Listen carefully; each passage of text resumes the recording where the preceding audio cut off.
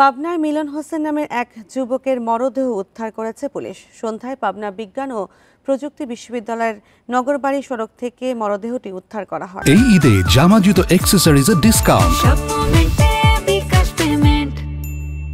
police ও পরিবার জানায়, বিকেলে স্থানীয় মুজাহিদ ক্লাবে